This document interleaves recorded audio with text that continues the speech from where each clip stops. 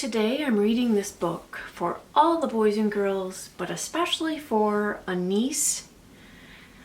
And I'm not going to tell you her name, but it starts with a T, and she's 3 years old, and she's a really good singer.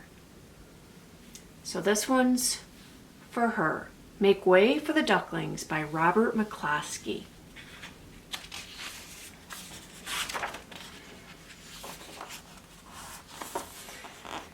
Mr. and Mrs. Mallard were looking for a place to live, but every time Mr. Mallard saw what looked like a nice place, Mrs. Mallard said it was no good.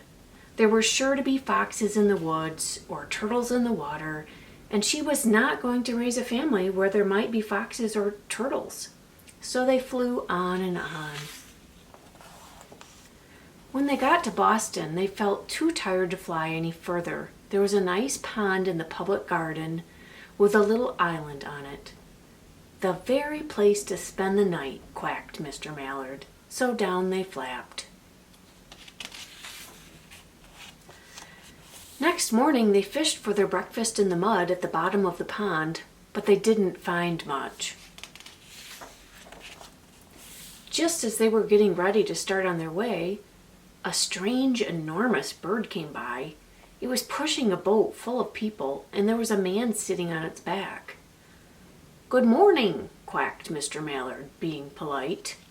The big bird was too proud to answer, but the people in the boat threw peanuts into the water, so the Mallards followed them all around the pond and got another breakfast, better than the first. "I like this place," said Mrs. Mallard as they climbed out on the bank and waddled along. "Why don't we build a nest and raise our ducklings right in this pond? There are no foxes and no turtles, and the people feed us peanuts. What could be better?" "Good," said Mr. Mallard, delighted that at last Mrs. Mallard had found a place that suited her. But... "Look out!" squawked Mrs. Mallard all of a dither. "You'll get run over!" And when she got her breath, she added, "This is no place for babies. With all these horrid things rushing about, we'll have to look somewhere else." So they flew over Beacon Hill and round the State House, but there was no place for them. They looked in Louisburg Square, but there was no water to swim in. Then they flew over the Charles River. "This is better," quacked Mr. Mallard. "That island looks like a nice quiet place, and it's only a little way from the public garden." "Yes," said Mrs. Mallard, remembering the peanuts. "That looks just the right place to hatch ducklings." So they chose a cozy spot among the bushes near the water and settled down to build their nest. And only just in time, for now they were beginning to molt. All their old wing feathers started to drop out, and they would not be able to fly again until the new ones grew in. But of course they could swim, and one day they swam over to the park on the river bank, and there they met a policeman called Michael. Michael fed them peanuts, and after that the Mallards called on Michael every day. After Mrs. Mallard had laid 8 eggs in the nest, she couldn't go visit Michael anymore because she had to sit on the eggs to keep them warm.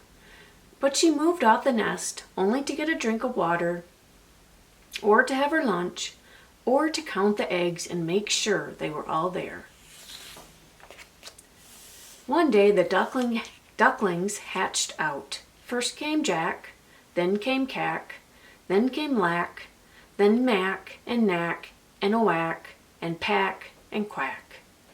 Mr. and Mrs. Mallard were bursting with pride. It was a great responsibility taking care of so many ducklings, and it kept them very busy.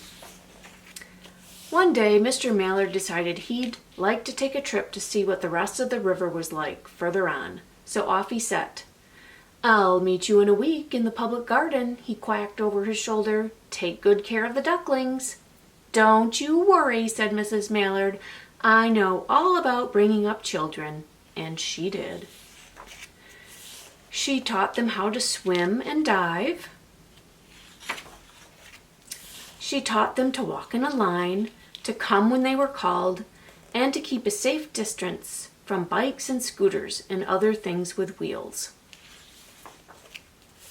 When at last she felt perfectly satisfied with them, she said one morning, "Come along, children, follow me." Before you could wink an eyelash, Jack, Cack, Lack, Mack, Knack, Oack, Pack, and Quack fell into line, just as they had been taught.